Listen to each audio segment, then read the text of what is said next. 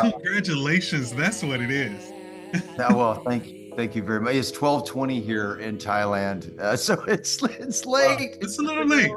It's a little late, but Yeah. you're up late and it's worth it because Walton, my friend, this Emmy nomination is freaking huge. Congratulations again. I can't say that enough.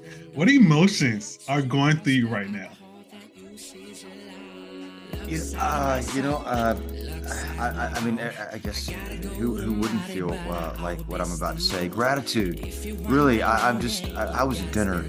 I'm in Bangkok right now, doing the White Lotus, and it's very late here. I was at dinner. I genuinely didn't know that it was happening right now. I thought it was tomorrow, just because my time differences. I mean, it's off, and then I started getting a few calls, and then a few more calls, and I stepped outside of this restaurant. I was like, "What? I'm sorry, what? What did you say?"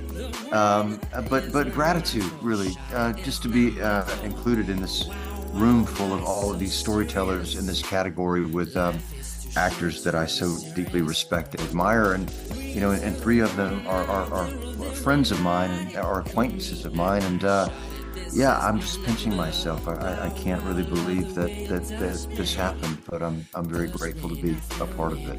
Yeah, how do you plan to get any rest tonight with news like this? I would be laying in the bed all night long, just smiling from ear to ear. I'm not going to I'm not going to sleep. Are you kidding me? No way. I'm going to try to call as many people as I know that got nominated. I'm not sleeping for like 12 hours. I don't care. Mike White, I'm not coming to work tomorrow. I'm sorry. Yeah, I mean, hey, you deserve that. You deserve that. Fans love this show so much. I mean, even when I was preparing to come back here to talk to you, a lot of my colleagues were just raving about your performance in this series. Now I know this is your second Emmy nomination, but does this nomination hit a little different for this series because it's so special? Well, to be nominated once in your lifetime at all, right? I mean, I just go back to the word gratitude. How can you kind of qualify anything like this to be included with peers that you so deeply respect and admire? But I think for me, it was just this time in my life. I've been around a long time, and to be a part of this show, I mean, I think we got 16 Emmy nominations, and all of these people in front of and behind the camera and the show, and Howard and the Jake Garber who did my makeup, all of these people, that all of the work that went into the telling of this particular story, to see their work be nominated, if you will, or respected kind of in this way. It's a dream come true, really. I don't think anybody worth their weight in salt sets out to tell any story that with having this as a goal.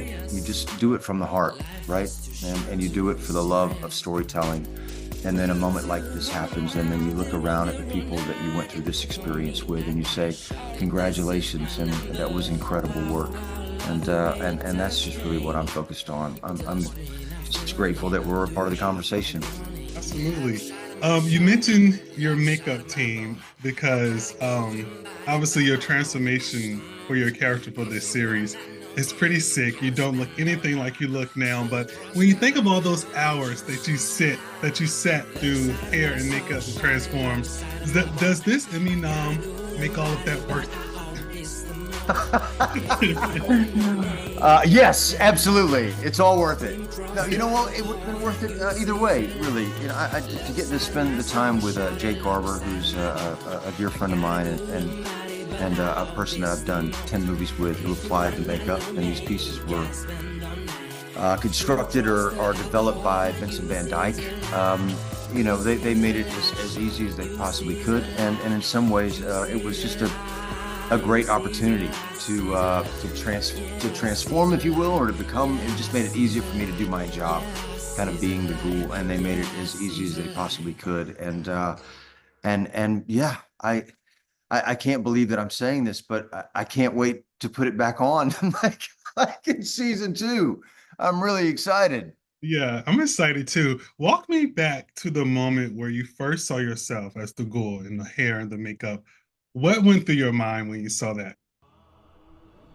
Well, I didn't know if I could pull it off, to be quite honest with you. I was kind of in shock. I mean, it took about 5 hours to do it the very first time, and I asked the fellas if I could just kind of walk out and be by myself for a while. And I walked outside and looked at it in the sunlight and in the shade, and just recorded a bunch of videos, to be quite honest with you, to see like who am I? Who is this person? And luckily for me, like over the course of the 3 times that we applied this makeup, he just revealed himself. And I said, oh, wow. Okay, this is who he is. But it's a guy that's been walking the wasteland for 200 years and has seen the worst that humanity has to offer. Okay, there's layers that continually kind of to reveal themselves. And yeah, it was just an extraordinary experience, really. Yeah. And what ways have planned this character and been a part of this show? What ways have all of this changed your life? Okay, that's a great question. What ways have they changed my life? I've been around a long time, right? And every experience changes your life. You don't set out kind of knowing how it will change your life, but it will inevitably change your life. I'm doing a show right now, and I'm a different person than I am when I started this experience. And it was no different for Fallout. And how did it change my life? I suppose getting the opportunity to work with the likes of Jonathan Nolan and Geneva and Graham and the folks at Amazon and Ella and Aaron to visit some of these places that I've seen before in my life, like Namibia, and to spend time in Utah to play this guy, to see the world from a post-apocalyptic, post kind of nuclear war point of view. It makes me grateful for the flowers that are blooming where I live. It makes me grateful for trees. It makes me grateful for humanity and the love that we all have for each other. Because God knows I wouldn't want to live in that world. And so, on some level, I think it's what it's done for a lot of people that have watched this show beyond just the gaming experience.